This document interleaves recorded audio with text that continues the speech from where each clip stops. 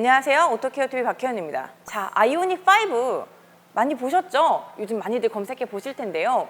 아이오닉 5는 사실 보기에는 동글동글 귀엽게 생겼지만 실제로 보면은 상당히 공간이 크고 넓습니다. 전기차를 타고는 싶으신데 전기차들이 보통 크기가 좀 작은 경우가 많고요. 가족과 다 함께 타기엔 조금 불편할 것 같아서 망설이셨던 분들, 그런 분들에게 딱 좋은 아이오닉 5입니다. 그래서 이 아이오닉 5를 기다리신 분들이 굉장히 많은 걸로 알고 있는데요. 아무래도 전기차는 좀 생소하신 분들이 많으실 것 같아서 오늘은 아이오닉 5 초보를 위한 버튼 튜토리얼 준비해봤습니다.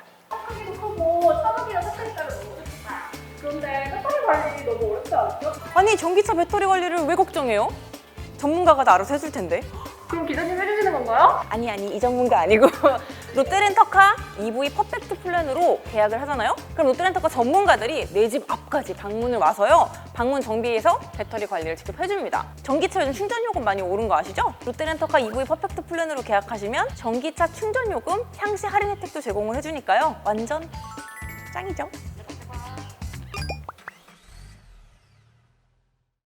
자, 일단 운전석에 앉으면 시트 포지션부터 맞추셔야겠죠? 이렇게 하면 앞으로 가고 이렇게 하면 뒤로 가죠. 그리고 이렇게 하면 위에, 이렇게 하면 시트 받침대 아래. 세로로 돼 있는 게 등받이 조절하는 겁니다. 등받이가 앞으로 서고, 그리고 요거는 요추 지지대, 럼버 서포트라고 하죠. 요것도 조절이 가능하고요.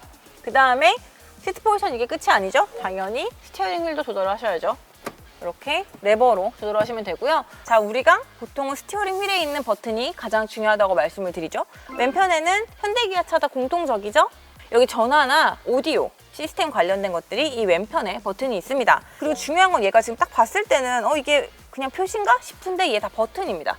자, 그리고 여기 특이한 건 뭐냐면 바로 이쪽에 드라이브 모드 선택 버튼이 있습니다. 보통 이쪽에 있는 것들이 이 왼편에 있습니다. 오토홀드, 이제 많이들 아시죠? 이 오토홀드를 싫어하시는 분들은 끌 수 있습니다. 전자식 주차 브레이크가 여기 있습니다. 파킹.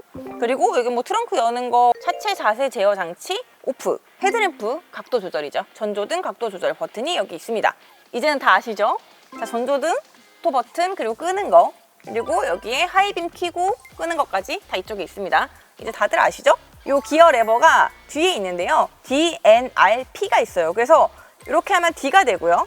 내가 선택한 기어 단에 불이 들어옵니다. 파란색으로요. 그래서 지금 D가 들어와 있고, 반대로 꺾으면 R, 후진이죠. 한번 살짝 올리면 N, 중간에 걸립니다. P를 많이 헷갈려 하세요. 이 P는 어떻게 누르지? 화살표가 있죠? 네, 화살표 방향으로 눌러주시면 P 단으로 전환이 됩니다. 내가 선택한 단에 파란색이든 빨간색이든 불이 들어왔는지 확인을 하시고 움직이셔야 됩니다.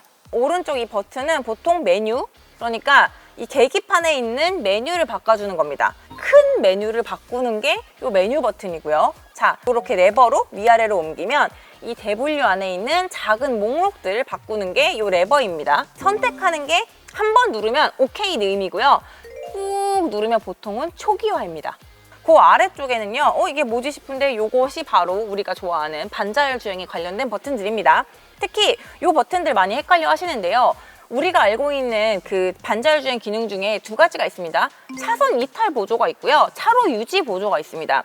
차선 이탈은요, 얘가 그 길을 따라가도록 해주는 게 아니고요. 내가 차선을 넘으려고 할 때만 도와주는 거예요.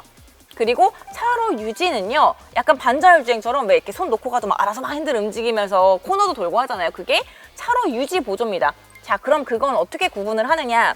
차선 안에 차가 있는 건 차선 이탈 방지에 대한 얘기고요. 그 다음에 이 가운데 스티어링 휠 모양이 있는 거는 차로 유지인 겁니다. 한 번 누르면 저 스티어링 휠 마크가 껐다 켰다가 하는 게 보이실 겁니다. 요게 스티어링 휠이 껐다 켰다, 그러니까 스티어링 휠이 알아서 움직일지 아닐지를 결정해 주는 게 저 스티어링 휠 마크고요. 그리고 이 버튼을 똑같은 버튼이지만 3초 정도를 꾹 눌러줍니다. 그러면 옆에 차로 표시가 꺼져요.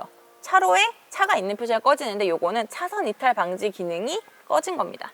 다시 3초 정도를 꾹 누르면 차선 이탈 방지가 켜집니다. 방향지시등을 안 켜고 차선을 넘어가면 이게 개입을 합니다. 보통은 이러면 그것 때문에 더 위험할 수 있거든요. 경고만 듣겠다 하시는 분들은 이탈 경고를 눌러주시면 차로 이탈 시 경고만 하는 걸로 바뀝니다. 차선 변경 하실 때는 반드시 방향지시등을 켜주시는 게 좋겠죠.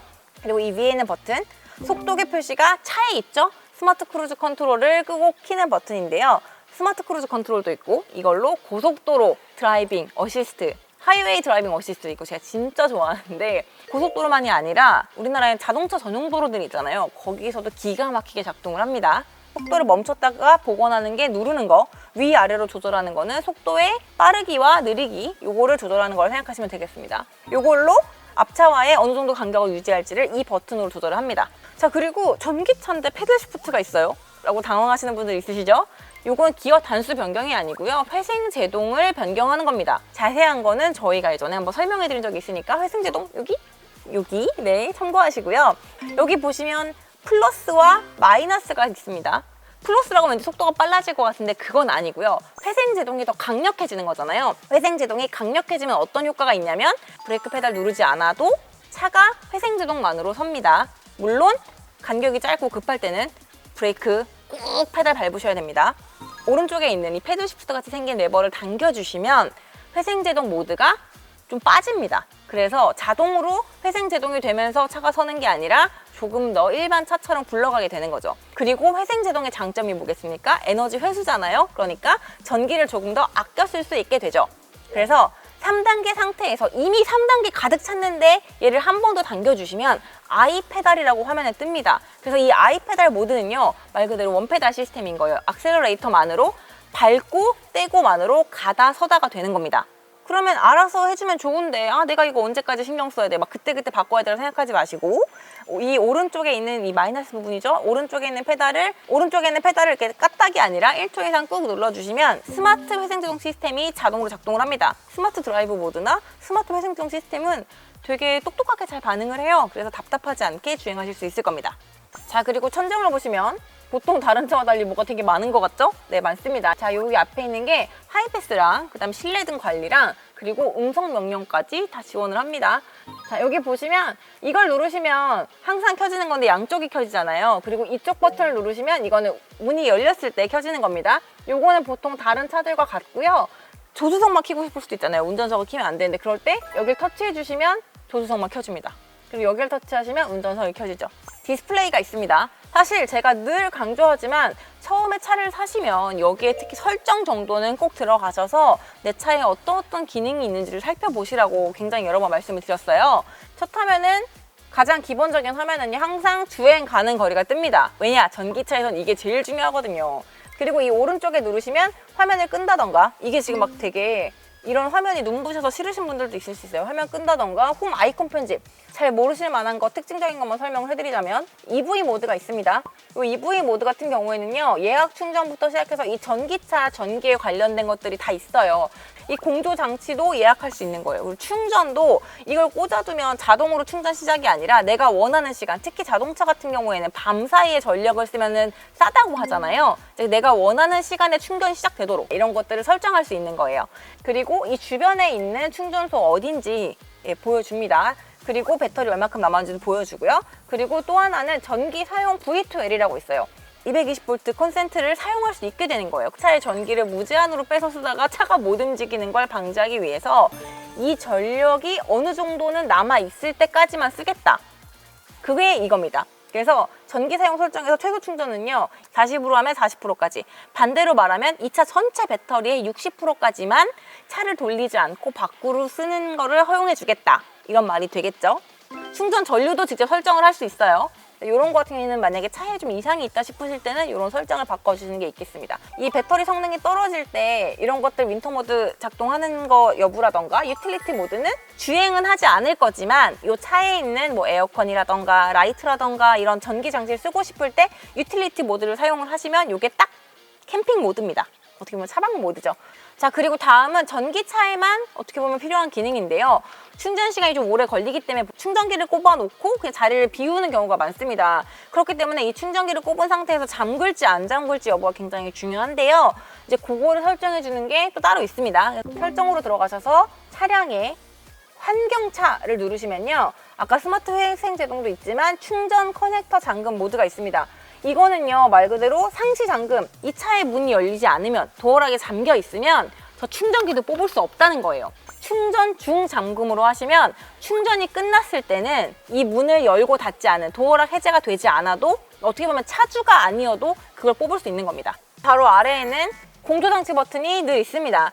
안전 운전에 영향을 끼치는 것들이기 때문에 바로 외부에 버튼으로 있습니다. 자, 차량에서 뭐 공조장치 같은 경우에 이런 것까지 조절이 돼? 싶은 것들이 있는데요. 이 공조장치 같은 경우에 외부 공기 차단 자동 환기, 그리고 창문 습기 방지가 있습니다. 이거 앞에 갑자기 뭔가 이렇게 습기 찰 때 되게 당황하시면서 이거 히터 트는 거야 아니면 에어컨 트는 거야 모르시는 분들이 많으시거든요. 그냥 자동 습기 켜주시면 됩니다. 그래서 오토 디포그랑 앞유리 습기 제거 연동을 같이 해주시면 얘가 알아서 조절을 해줄 겁니다. 그리고 공조 편의 장치 같은 경우에도 에어컨 자동 건조 기능이 있습니다. 에어컨이 작동하는 동안에는요, 온도차에 의해서 그 표면에 습기가 맺힐 수밖에 없습니다. 근데 이거를 이 자동 건조 시스템을 키워주시면요, 그 온도차는 발생하지 않으면서 바람만 불어서 표면을 건조시켜주는 겁니다. 그래서 곰팡이나 세균 번식을 미리 막아주는 기능이 자동으로 있습니다. 요즘은 막 공조장치 자동으로 한쪽만 조절하면 뭐 오른쪽 싱크해주고 이런 거 다 기능 있는데 왜 이 차는 오히려 없어요?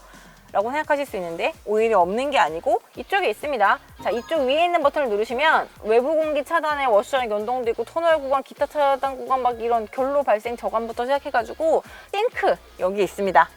운전석만 조절한 다음에 옆에까지 자동으로 맞춰주는, 같은 온도로 맞춰주는 게 싱크라고 말씀드렸죠. 싱크 버튼 이쪽에 있고요. 드라이버 원리라고 해서 여기 다른 데 사람도 안 타 있는데 뭐하러 켜 싶을 때 운전석 주변만 온도를 조절해주는 것도 있고요. 여기 바머, 뭐뭔가? 죄송합니다. 바머는 독일식.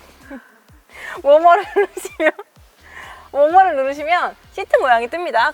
열선일지 통풍일지 이런 것들 다 여기 설정 가능하시고요. 보시면 직관적으로 아실 수 있을 거고 스티어링 휠 열선도 꼭 켜실 수 있습니다. 그리고 여기에 보시면 P라고 써있는 두 개의 버튼이 있습니다. 카메라 모양의 P라고 써있어요. P는 보통 파킹을 의미하고요. 후진을 하지 않아도 뒤에 후방 카메라가 켜지는 거고요. 그리고 이 옆에 있는 거는요, 센서 표시잖아요. 그래서 이 꽃갈콘 모양이 있고 센서가 있습니다. 그러니까 파킹을 할 때 어느 정도 거리가 되어 있으면 삐비비비비비 하고 안내해주잖아요. 그것들 끄고 켤지 여부를 결정하는 겁니다. 통행권 같은 거 뽑을 때 계속 소리 나요. 보통은 하이패스로 지나실 때 말고. 그런 게 시끄러우신 분들은 이걸 끄시는데요. 그렇다고 해서 후진 기어를 넣으시면 자동으로 활성화가 되기 때문에 걱정하실 필요는 없습니다. 자, 그리고 전기차의 특징 중에 하나죠. 엔진하고 미션이 없어요. 그러다 보니까 이 앞에가 이렇게 널찍합니다. 그런데 이 정도만 널찍한 게 아니에요. 레버를 당기시고 뒤로 이렇게 미시면 주차를 너무 가까이 하셨을 때 운전석 문이 안 열릴 때 두 손으로 타셔서 넘어오시는 분들도 계시잖아요. 네, 그럴 때 조금 더 편하게 다니실 수 있을 거고, 하지만 굳이 이 차 같은 경우에는요, 운전석 도어를 열 공간이 좁다고 해서 막 보조석으로 막 들어오고 이럴 필요까지는 사실 없습니다. 왜냐면요, 스마트 키에 내 차를 넣고 뺄 수 있는 기능이 있습니다. 사이드미러 같은 경우에는 이 도어 쪽에 있는데요. 이 사이드미러 접고 펴는 버튼이고요. 왼쪽 사이드미러 조절하겠다고 해놓고 운전석 쪽이죠. 자, 이거를 이렇게 누르시면 거울의 위치가 바뀝니다. 도어락 열림, 도어락 잠금 버튼이고요. 이 밑에 있는 거는 당연히 창문 여닫는 거겠죠? 자, 그리고 이제 많은 분들이 궁금해하시는 게 하나 있을 것 같아요. 전기차는 보닛에 트렁크가 있다던데? 라는 얘기 들으셨죠? 맞습니다. 프렁크라고도 하는데요. 네, 앞쪽에 트렁크가 있고요. 이 트렁크를 여는 방식은 보닛을 여는 거랑 굉장히 비슷합니다. 보닛 여는 거랑 비슷하게 이 앞에 레버를 당기면 소리 들리시죠? 앞에 보닛 들립니다. 보닛 여는 거랑 비슷하죠? 레버가 있고 이렇게 당겨주면 여기 요거죠? 열립니다. 그 다음에 여기에 한 번 더 하시면 자, 이쪽에 트렁크 공간이 있습니다. 여기에 짐을 넣으시면 되고요.